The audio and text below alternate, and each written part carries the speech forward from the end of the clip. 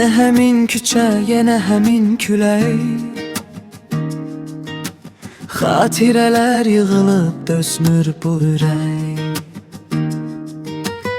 Şəkillər saralıb, sözlər isə soyub. Biz o vaxt uşaqdıq, indi isə yoxuq.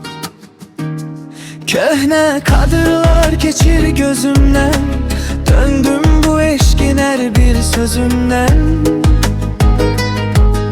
Zaman dayanıp saatler susur,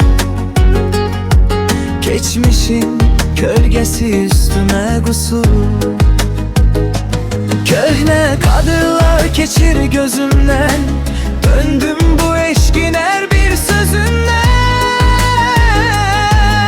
Zaman dayanıp saatler susur,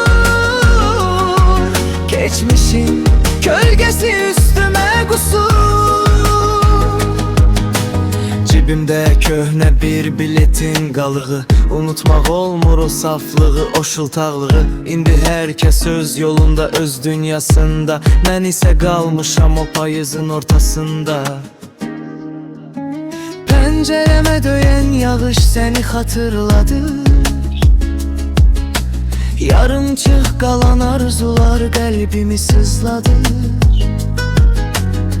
Deyirdin heç vaxt bitməyəcək bu nağıl, İndi o nağıldan qalıb bir ovucağıl. Geri dönsəm nə dəyişər, nə düzələr, yenə mi eyni acı, eyni kədərlər? Bəlkə də belə olması daha yaxşıdır. Hər kəs öz taleyinin ustan axışıdır. Bağladım dəftəri, bitdi bu hekayə, xatirələr qaldı ən böyük sərmayə. Gülərək xatırla məni hər zaman, sənə xoşbəxti arzulayıram hər an.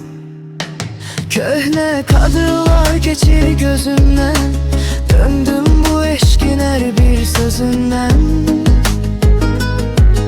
Zaman dayanıp saatler susur,